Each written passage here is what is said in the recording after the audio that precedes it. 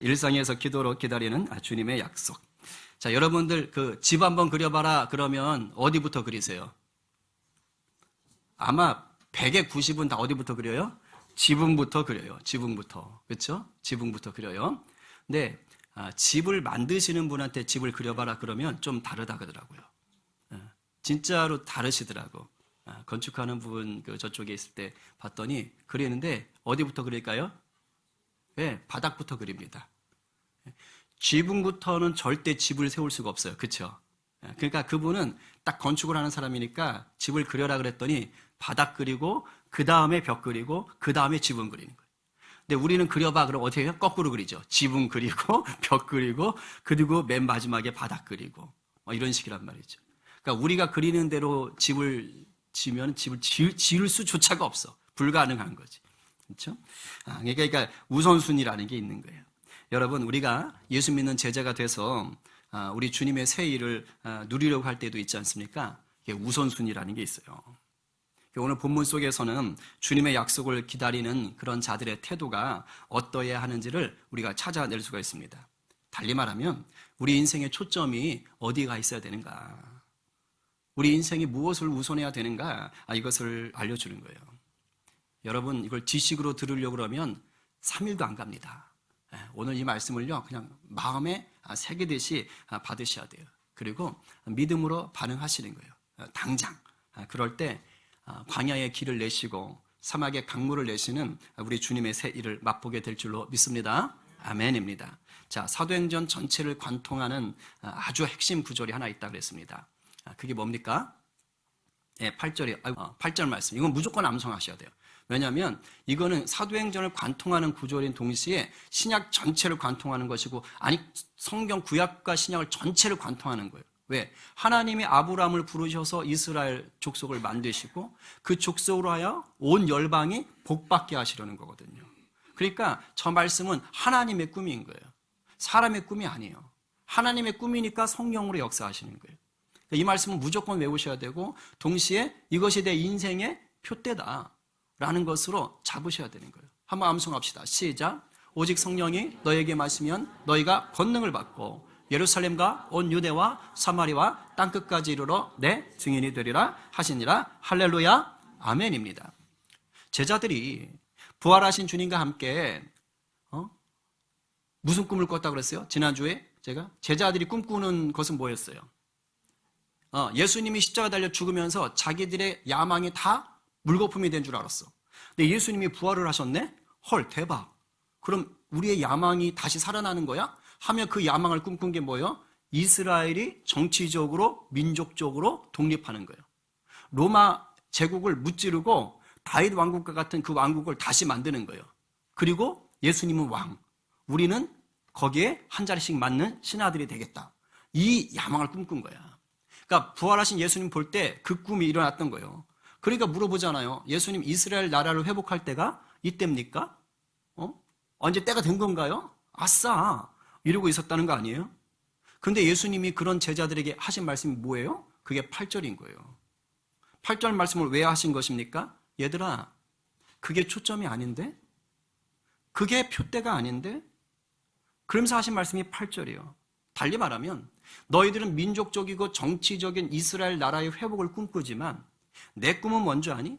온 열방이 하나님 나라가 되는 거야. 온 열방에 하나님의 통치, 하나님의 법이 임하는 거야. 그게 하나님의 뜻이야. 이 말을 지금 해주고 있는 것이에요. 그래서 1장 8절 말씀은 여러분 그냥 선교 나가서 예수 믿으세요 하고 이렇게 전도지 주고 춤 한번 추고 오고 이런 거 아닙니다. 이런 걸 말하는 게 아니고요. 예루살렘과 그 다음 어디죠? 온 유대와 그 다음이 어디예요? 여러분, 유대인들에게, 이스라엘 백성들에게 사마리아는 어떤 땅입니까? 이방인이라기보다는 사실 이방인보다 더 싫어해요. 거기는 혼혈이거든요. 경멸하고 저주하는 거예요.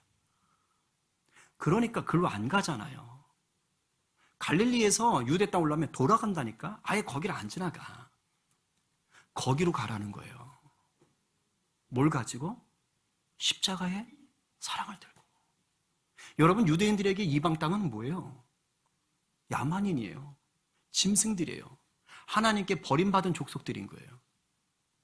저것들은 지옥의 불쏘시개로 써야 돼. 이러고 있는 대상들이라고요. 근데 그들에게 가라는 거예요, 지금. 뭐 하는 거예요? 십자가에 사랑을 들고. 다 하나님 족속이라고 지금 이 얘기를 하고 있는 거예요. 그런데 제자들의 지금 이 심령으로는, 인격으로는 이게 안 되는 거예요. 제자들이 가지고 있는 세계관, 가치관으로는요, 이걸 갈 수가 없는 거예요. 왜? 너무 견고한 진이에요. 너무 이게 꽉 고정관념이 박혀있어. 지금 유대인 민족은요, 이 편견이 수백 년, 수십 년, 뭐 이렇게 되는 거야. 그러니까 꽉 들어차니까. 그러니까 제자들이 예수님은 믿었지만 여기서 벗어날 수가 없는 거예요. 그래서 무엇이 임하셔야 되는 거예요? 성령님이 오셔야 돼요. 왜냐하면 예레미야 보면, 에스겔을 보면 율법으로도 도저히 이것들이 말을 안 들으니까 우리 주님께서, 우리 하나님께서 뭐 하는 거예요? 야, 도저히 안 되겠다. 그러면서 내가 너희들에게 마음에 법을 새겨주겠다. 이 말씀 하시거든요. 너희 마음을 물로 깨끗하게 정결하게 씻고 너희 마음에 내 법을 새겨주겠다. 그러면 너희가 이제는 나를 자원하는 마음으로 알게 될 것이고 믿게 될 것이다 라고 얘기하시는 거예요. 그게 바로 뭘 주시겠다는 거예요? 우리 마음에 성령을 주시겠다는 것입니다. 할렐루야. 그러니까 우리 주님이 말씀하시는 건 뭐냐면 하나님의 꿈을 얘기한 거예요. 이 성령이 임하면 너희들이 편견으로 고정관념으로 그냥 가득 차가지고 그래서 예수의 사랑을 저놈은 안 전해. 저 사람한테는 전하지 않을 거야. 이러고 있었던 것들이 다 깨어져 나가서 정말 그 사람에게 그리스도의 복음이 증거될 수 있는 그런 상황까지 만들어가는 게 누구의 힘이라고요? 내 힘이 아니고 성령님의 힘이라는 것입니다. 지금 이것을 지금 주님께서 요구하시는 거예요. 성령이 오시면 그래서 우리 마음이 뭐예요? 새 마음이 되는 거예요. 너희에게 새 마음을 주겠다고 하신 거예요. 성령님이 오시면 우리 마음이 바뀌어버려요. 아버지의 사랑이 가득 차게 되는 것입니다. 올 한 해 여러분들이 이 경험을 날마다 하게 되기를 간절히 축복합니다. 아멘이에요. 지금 미워하는 어떤 마음이 있습니까? 성령님을 구하십시오. 그러면 객관적으로 볼 때는 저 인간이 좀 못됐어. 저렇게 하면 안 되는 거야. 그런데 미워하던 감정이 뭘로 바뀔까요? 예수 그리스도의 긍휼의 마음으로 바뀌는 거예요. 주여 불쌍히 여겨 주십시오. 이게 바뀌는 것입니다. 그래서 강요하지 않아도 이제 뭐 하는 거예요? 담대하게 삶으로 복음을 증거하는 자가 되는 거고요. 삶으로 그것을 살아내는 자가 되는 거예요. 자, 그런데 예수님이 이 멋진 말씀을 하셨어요. 하시고 뭐 하는 거예요 이제? 갑자기 예수님 몸이 붕 떠서 올라가는 거예요. 보이세요? 보이세요? 지금 제자들이 그걸 보고 있는 거예요. 이렇게 보고 있는 겁니다. 그래서는 예수님이 더 이상 보이지 않을 때까지 이러고 있는 거예요. 9절, 10절 상반절 읽어봅니다. 시작. 이 말씀을 마치시고 그들이 보는데 올려져 가시니 구름이 그를 가리어 보이지 않게 하더라. 올라가실 때에 제자들이 자세히 하늘을 쳐다보고 있는데 여러분들이 지금 이 자리에 있어요. 이 자리에 있어요. 현장에 있어요. 빨리 들어오세요. 자, 어떨 것 같아요? 기분이 어떨 것 같으세요? 예수님 멋진 말 했거든요. 그건 하나님의 초점이 아니야. 하나님의 뜻이 아니야. 열번 가운데 나아가야지. 성령이 오실 거야. 곧 오실 거니까 기다려. 그런데 갑자기 슉 올라가시는 거야. 기분이 어떠실 것 같아요? 예수님이 이렇게 막 몸이 올라가시면서 얘들아 나 이제 갈게 안녕 또 만나요 이러면서 가셨을까요? 성경엔 기록이 안 돼 있어요. 근데 11절 말씀을 본다면 그런 말씀을 안 하고 그냥 올라가신 것 같아요. 이제 좀 이따 11절 얘기할 때 할게요. 저 같으면요 엄청 놀랐을 것 같아요. 진짜 입이 쫙 벌어졌을 것 같아요. 여러분 생각해 봐요. 사람이 공중으로 올라가는 게 정상입니까? 비정상입니까? 기적이에요. 근데 이게 지금 내 눈앞에서 펼쳐지고 있단 말이야. 물론 예수님은 기적을 많이 일으키셨어요. 죽은 사람도 살리셨어요. 바다 위도 걸으셨어요. 그러니까 예수님이 공중 위로 올라가는 것쯤은 하실 수 있다 없다? 당연히 하실 수 있죠. 근데 문제는 뭡니까? 예수님이 적어도 어제까지는 부활하시고 40일 동안도 단 한 번도 공중으로 올라가셨던 적이 있다 없다? 없던 거예요. 처음 보는 장면이에요. 처음 보는 기적입니다. 그러니 놀래요 안 놀래요? 마음이 차가운 자들이요. 저 같으면 깜짝 놀랐을 것 같아요. 그래서 대박 와우 예스 올라가신다 왕이 되시나 보다. 와 엄청나 막 이러지 않았겠어요?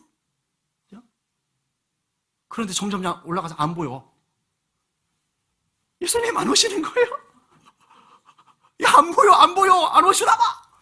이렇게 난리가 나지 않겠습니까? 예수님이요 사실 생전에 나 하늘로 올라간다는 얘기를 하셨을까요? 안 하셨을까요? 하셨어요. 근데 제자들 기억을 하는지 안 하는지 모르겠어. 저는 그 얘기를 기록한 사람이 사도 요한이거든요. 요한만큼은 기록하지 않았을까? 기억하지 않았을까? 아닌데 아닌 것 같기도 해요. 요한복음 6장 62절에 보면 그러면 너희는 인자가 이전에 있던 곳으로 올라가는 것을 뭐하면? 본다면 어떻게 하겠느냐.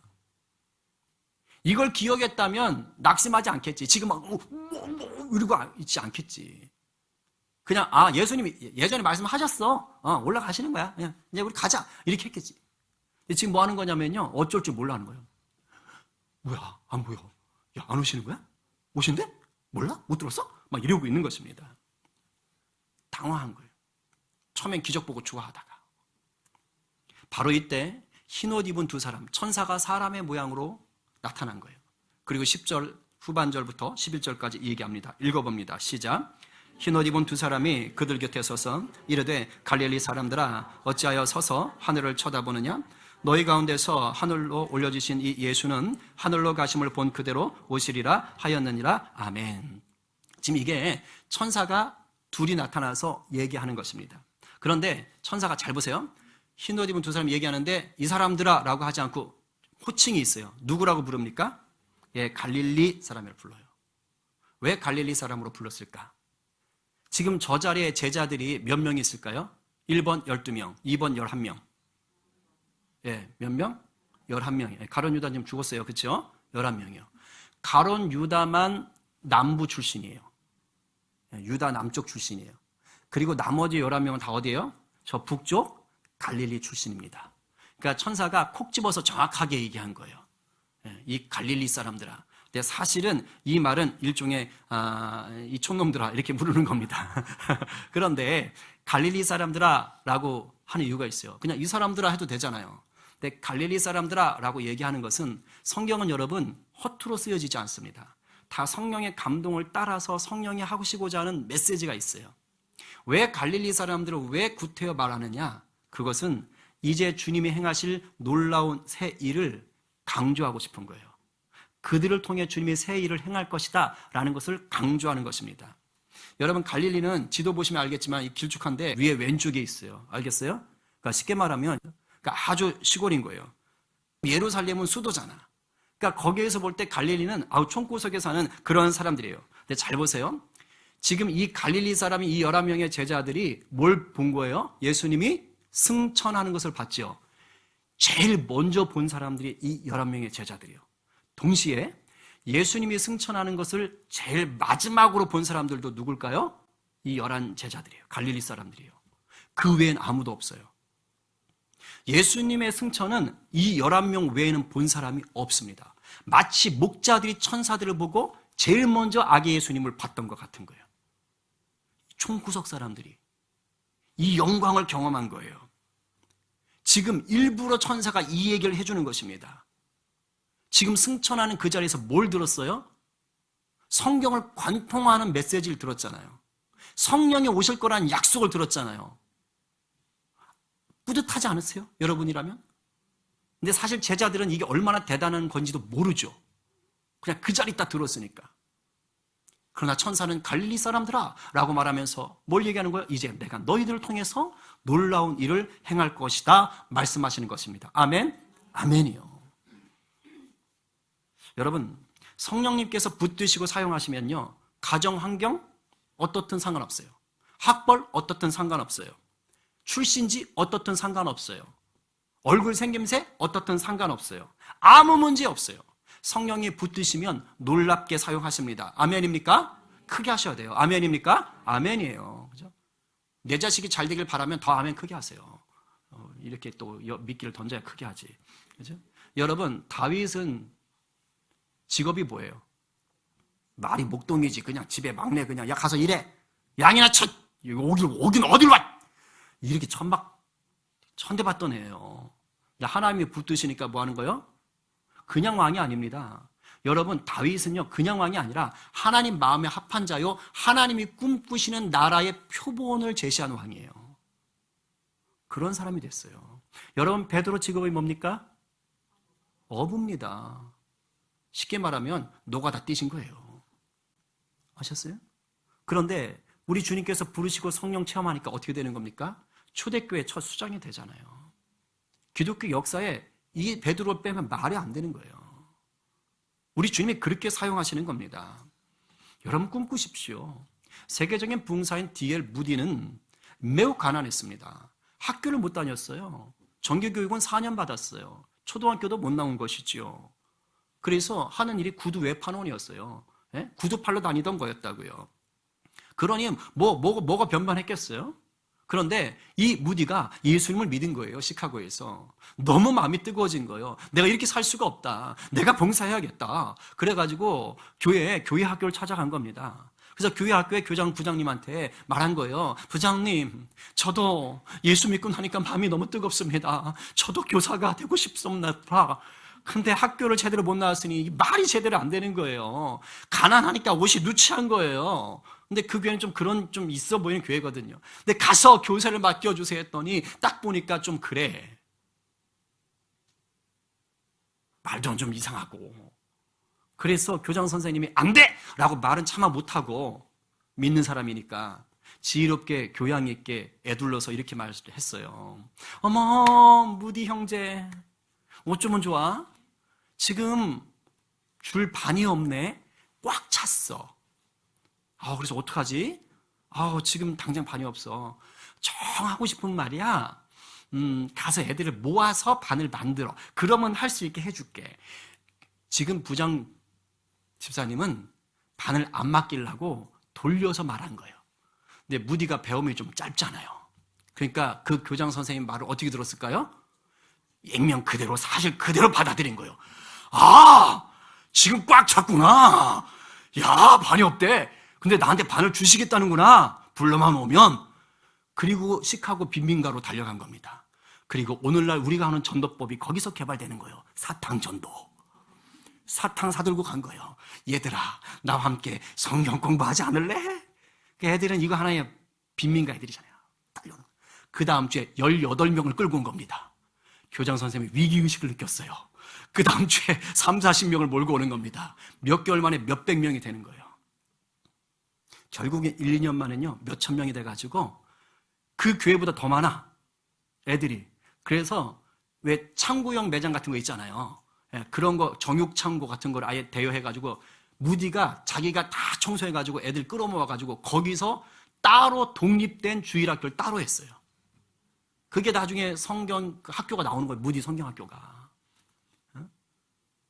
얼마나 잘 됐는지 나중에 링컨 대통령이 당선이 되어가지고 와가지고서는 연설까지 할 정도였다니까요. 여러분, 가난하고 말도 제대로 못해. 무디는 나중에 목사도 아니에요. 평신도 사역자예요. 그래서 설교할 때 보면요, 문법도 틀리고 막 그래. 철자도 틀리고. 그런데도 성령 하나님께서 얼마나 놀랍게 사용하십니까?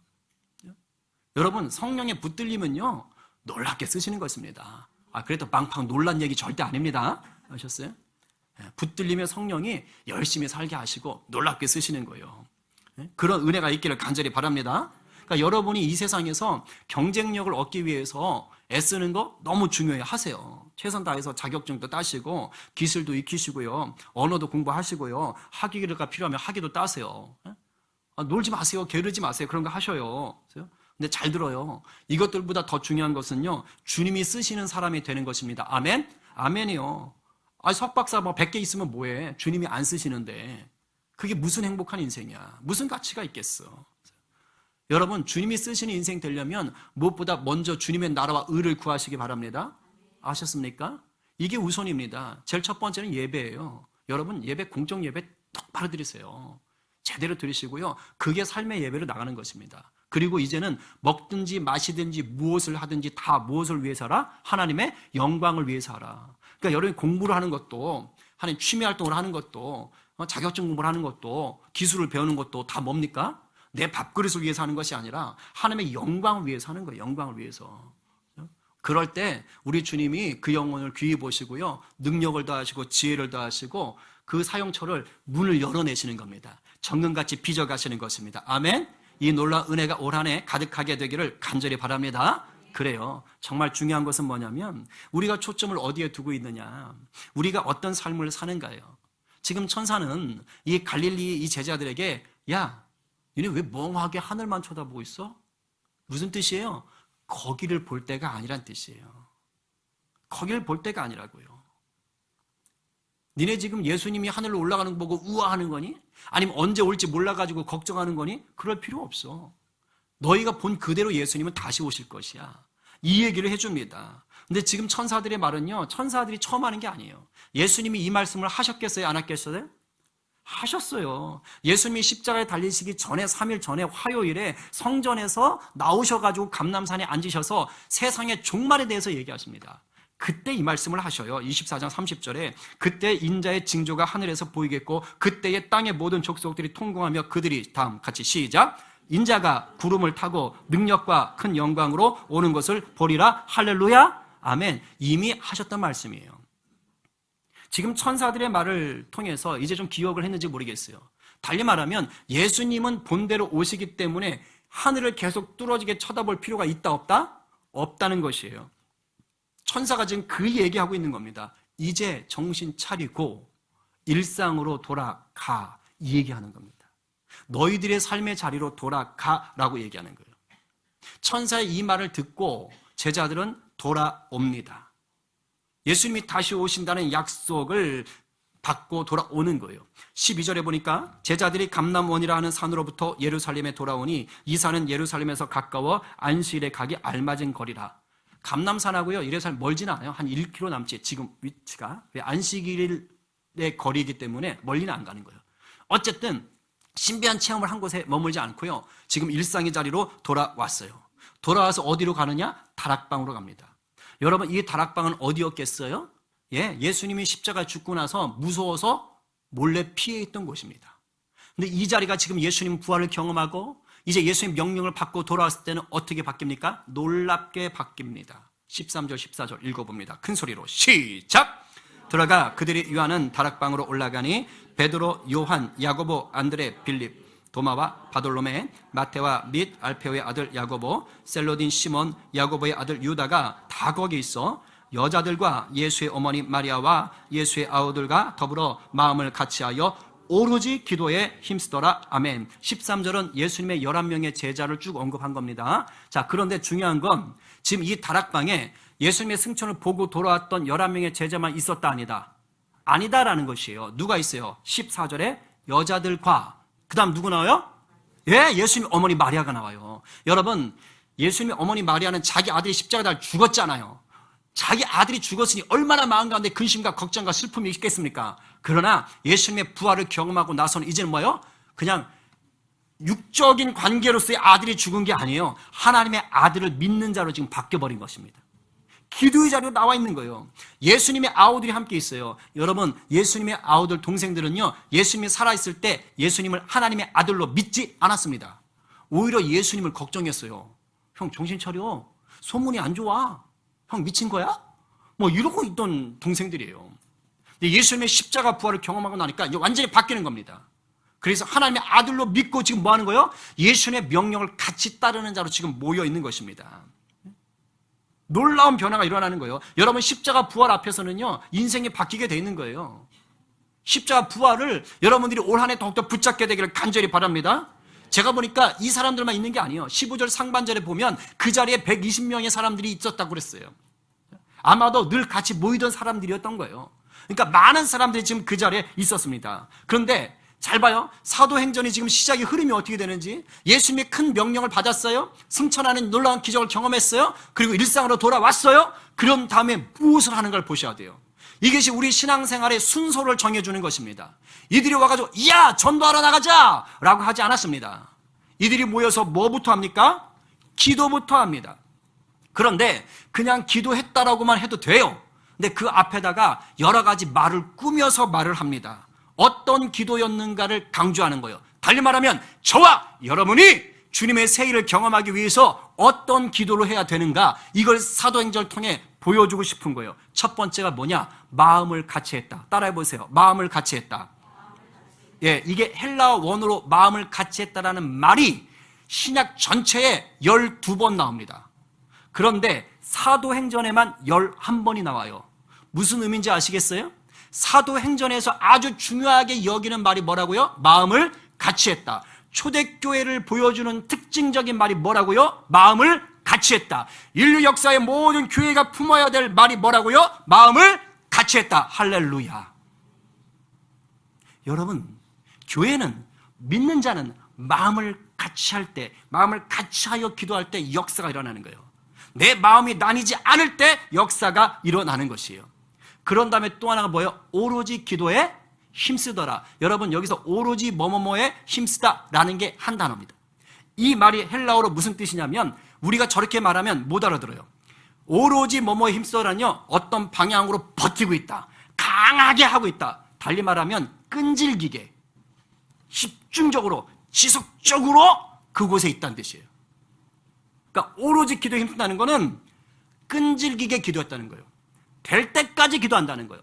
지속적으로 기도한다는 거예요. 우리 이거 진짜 못하거든요. 우리 이거 진짜 안 되거든요. 지금 제자들에게 그 모습을 보이는 거예요. 아, 그랬다고 24시간 아무것도 안 하고 기도했다, 그런 게 아니고, 사도행전 처음에 이것을 넣은 이유가 뭐냐면 이들이 이렇게 기도하는 자로 초대교회를 열어갔다는 거예요. 성령님을 기다렸다는 것입니다. 여러분, 우리가 복음의 증인으로 살면서 우리 주님의 새 일을 경험하기 위해서는요, 기도하는 건 너무 중요합니다. 또 어떤 기도냐? 마음을 다하고 함께해서 끈질기게 기도하는 것입니다. 예수님이 지금 승천하시면서 하늘로 올라갈 때 안녕, 열흘 뒤에 성령님 오시니까 그때까지 기도해 라고 말씀하셨나요? 안 하셨나요? 안 했습니다. 5절에 보면 몇 날이 못 되어 성령 세례를 받을 거라 그랬어요. 며칠 뒤라는 얘기 안 하셨어요. 자, 그러면 언제인지 정확히 몰라. 그럼 마음을 붙잡기가 쉬워요? 풀어지기가 쉬워요? 풀어지기가 쉬워요. 근데 지금 여기 모인 자들은 그날이 언제일지 모르는데도 불구하고 뭐 하는 거예요? 마음을 같이 하여요. 그리고 그날이 올 때까지 집중하여서 끈질기게 붙잡고 기도했던 것입니다. 할렐루야. 여러분, 우리에게 이 근성이 오래 있기 바랍니다. 이게 역사를 만드는 거예요. 모라비안 형제회라는 말을 들어보셨어요? 모라비안 형제 모임이라는 건데, 독일에 있던 모임인데 1720년대에 헤른후트라는 독일의 지역이 있어요. 주님이 뭐 보호하신다 이런 지역 이름인데요. 이 지역에 당시 로마 캐톨릭의 종교적인 박해를 피해서 개신교 사람들이 막 피난해 왔어요. 그러니까 그곳이 일종의 피난처야. 그런데 뭐 도피성 같은 곳이야. 근데 거기에 모인 사람들이 개신교인들이긴 한데 파가 달라. 그때 유럽에 막 개신교 파가 많았어. 루터파, 그 다음에 뭐 칼빈파 이런 거 있잖아, 그지? 그러니까 파가 달라. 거기에 모아비안 사람들, 보헤미아 사람들, 여러 사람들이 왔어. 그러니까 똑같이 개신교고 예수님을 믿는데 뭐가 다르냐면 교리가 달라. 근데 이때는, 요 시기는 교리 때문에 사람을 그냥 아주 그냥 죽이기까지 하는 그런 시기라고. 아주 무서운 시기라고. 그러니까 서로 종교의 자유를 위해서 예수님 때문에 닭 한 곳으로 피하는데 거기 와서 뭐 하고 있는 거야? 싸우고 있는 거야, 예수님 때문에. 그러니까 진덴도르프 백작이라는 거기에 이제 책임자인데 그분이 신앙이 참 좋으신 분이에요. 그러니까 이걸 보다 못해가지고 정리를 하셔요. 하나님이 도우신 것 같아. 그래서 본질에 대해서는 연합, 비본질에 대해서는 배려, 이래가지고 서로 수습을 합니다. 사람들이 어느 정도 정리가 됐어요. 자, 그런 다음에 이분이 어떻게 하느냐? 자, 이제부터 우리가 성령의 일하심을 경험합시다. 그러면서 기도 체인을 발휘합니다. 기도를 하기 시작하는 거예요. 또 어떻게 기도하냐면 24시간 기도합시다. 근데 혼자서 24시간 못 하잖아요. 그러니까 어떻게 하냐면 여자 한 명, 남자 한 명을 짝을 지어가지고 1시간씩 담당하는 거예요. 우리 왜 6.25 연세기도 뭐 이런 거 있잖아요. 그렇게 하듯이. 그래가지고 거기 있는 사람들을 이제 정해주는 거예요. 너는 1시부터 2시, 넌 2시부터 3시 이렇게 받았겠죠? 그래서 24시간을 하는데 매일 하는 거예요. 연중 무휴. 설날 놀지 않아. 그냥 무조건 하는 거야.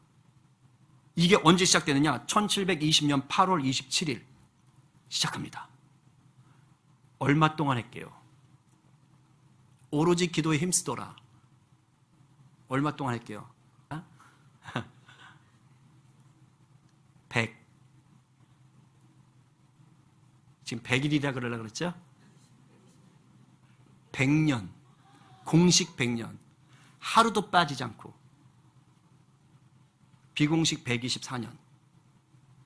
이게 가능해요? 근데 그렇게 한 거예요. 정말 이 말씀 그대로 한 거지. 이들이 모여서 무슨 기도를 했느냐? 뭐 개인 기도도 했겠죠. 그러나 중점적인 기도는 두 가지요. 잃어버린 영혼들을 찾는 것이고 온 열방이 복음화되는 것이었습니다. 이 기도를 한 거예요. 이 기도를. 그러니까 여러분 이렇게 한 마음을 가지고요 지속적으로 기도하며 성령이 역사하세요 안 하세요? 합니다. 성령의 새 일이 부어져요. 그러니까 성령의 새 일을 경험하기 싫으면 기도하지 마세요. 성령의 새 일을 경험하고 싶으면 이렇게 기도하세요. 그러니까 성령이 부어주신 거예요. 자 봐요. 잃어버린 영혼과 열방을 위해서 기도하기 시작했더니 성령이 무슨 일 했겠어요? 니네가 나가라. 그래서 선교사 파송이 일어납니다. 그래서 선교사를 파송하는데 최초 20년 동안 선교사를 파송한 인원이요. 그때까지 개신교, 기독교, 유럽의 역사가 200년이거든요. 그 200년 동안 선교사를 파송한 인원보다 20년 동안 요 그룹이 파송한 게 더 많았어요. 엄청 보낸 거죠. 통계를 따지면 12명이 1명꼴로 선교사를 파송했다 그래요. 그리고 감리교를 창설한 요한 웨슬레가 바로 이 모라비안 형제들에게 신앙의 도전을 크게 받아요. 이미 신앙이 있었지만 이 형제들의 믿음을 보면서 다시 영적으로 재각성을 합니다. 그래서 나중에 감리교단을 창설하는 그런 일까지 하는 거예요. 여러분 한 마음으로 하는 끈질긴 기도는요 우리의 상상을 초월하는 하나님의 역사를 보게 하시는 줄로 믿으시기 바랍니다. 아멘이에요. 아멘. 우리를 향한 주님의 약속도 동일합니다. 여러분 송구 영신 예배 때 제가 드린 말씀은요 우리 공동체에 주시는 주님의 말씀인 거예요. 저를 사로잡고 있어요. 이사야 말씀이에요. 보라 내가 새 일을 행하리니 언제 하리라? 예, 이제 하리라요. 이제. 보라 내가 새 일을 행하리니 10년 뒤에 하리라? 아니에요. 보라 내가 새 일을 행하리니 이제 나타낼 것이라. 아멘입니다. 이걸 받으셔야 됩니다. 여러분 새 일을요 이제 나타내시는 거예요. 예레미야 애가 3장 22절 23절 말씀을 보게 되면 우리 주님께서 우리를 향한 은혜와 열심은요 아침마다 새롭습니다. 여러분 예레미야 애가는요 어느 시대 때 쓴 줄 아십니까? 유다가 멸망했을 때 쓴 겁니다. 멸망해서 아무것도 없고 낙심과 절망과 실패와 슬픔과 고통 속에 있을 때 그때 하나님께서 예레미야 선지자를 통해서 처음 말을 하게 하시는 거예요. 여호와의 인재와 긍휼이 무궁하심으로 우리가 진멸되지 아니합니다. 전쟁에 졌는데 망했는데 진멸되지 않겠대요. 뭐 하는 거예요? 하나님이 남은 자들 통해서 일을 하시겠다는 것입니다. 근데 이것이 10년 후에 5년 뒤에 아니에요. 아침마다 새로우니 주의 성실하심이 크다. 여러분 내 눈에 다 보이지 아니하지만 우리를 향한 하나님의 새 일은 날마다 일어나는 줄로 믿으시기 바랍니다. 그러니까 주님께서 도대체 내 인생에 새 일을 언제 행하시는 거야? 이런 의심을 할 필요가 없는 것이에요. 우리가 주의 말씀을 따라서 일상의 자리에서 마음을 나누지 아니하고 끈질기게 기도하면 날마다 주님은 일하고 계신 것입니다. 그리고 주님이 정하신 때에 우리가 경험하게 될 놀라운 열매를 맛보는 것이에요. 그러니까 아무 일이 없는 것 같아도 기도하고 있다면 이미 주님은 일하고 계신 것이에요. 이제 정리하겠습니다. 우리는 신앙생활을 하면서 어떠한 신비한 체험들을 하실 수 있어요. 마치 예수님이 하늘 위로 올라가는 것을 본 것 같은 아주 특별한 남들이 모르는 그런 체험을 할 수 있습니다. 그러나 그러한 신비한 체험이 우리의 일상생활을 대신할 수는 없다는 것을 분명히 아십시오. 일상은 일상입니다. 신비한 체험이 주는 감동, 일상으로 끌고 들어오셔야 돼요. 그래서 주님의 새 일을 맛보고 누리는 복음의 증인으로 그 일상 속에서 가꾸어 나가셔야 되는 거예요. 그런데 오늘 말씀은 뭐라 그래요? 증인의 삶을 살아가기 위한 첫 단추가 뭐라고요? 뭐 하라고요? 기도하라고요. 기도하라고. 어떤 기도요? 마음을 다하고 마음을 합하고 마음이 하나 되게 하고 그리고 끈질기게 붙잡고 될 때까지 기도하라는 것입니다. 이것이 여러분들이 성령 충만을 맛보는 첫 단추인 것이에요. 지난주부터 온라인 기도를 시작했지 않습니까? 혹시 여러분 동참하고 계십니까? 저는 삶의 자리에 일상의 자리에서 여러분들이 기도 시간에 골방을 갖고 있다면 그거 하세요. 그러나 그런 게 없다면 교회가 이렇게 도전할 때 같이 하셨으면 좋겠어요. 난 바빠서.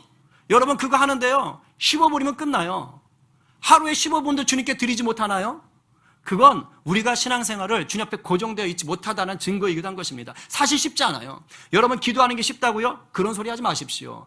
끈질기게 기도하는 게 왜 어려운지 아세요? 얼마나 많은 유혹이 있고 얼마나 많은 방해가 있는지 아십니까? 정말 어렵습니다. 정말 어려워요. 그래서 저도 그냥 발버둥 치는 거예요. 어떻게 하든지. 저는 여러분들이 다 맨날 24시간 교회 나오고 매일 교회 나와서 막 다 머물러 있고 그런 거 원하지 않습니다. 저는 여러분들이 세상 속에서 여러분들이 그리스도의 소망이 되는 게 제 꿈이에요. 그렇다면 일상을 살아내는 자가 되는 것입니다. 새벽기도 나오는 게 어렵다면 제가 찾아간다 그랬지 않습니까? 찾아가는 거예요. 그럼 여러분들이 그거라도 듣고 그 설교 끝나면 그럼 한 10분 정도 찬양 나오잖아요. 그럼 그 시간에 공동의 기도 제목이라도 집중해서 하는 거예요. 더 기도하고 싶으면 영상 끝나는 뒤에 나오는 또 찬양 또 누르시면 돼요. 그럼 한 3, 40분 또 기도하는 거예요. 그러면 여러분 미디어 엉뚱한 거 보는 시간에 하루에 아마 몇 시간 보실지도 몰라요. 적어도 1시간 이상씩 엉뚱한 유튜브 볼 수도 있어요. 그런 시간에 그 1시간을 주님께 온전히 드린 훈련, 10분, 20분, 30분을 주님께 드린 훈련을 쌓아가 보십시오. 성령께서 아침마다 일하신다고 하는데, 날마다 일하신다고 하는데 그 은혜가 여러분 가운데서 일어나지 않겠습니까? 이런 은혜가 있기를 바랍니다.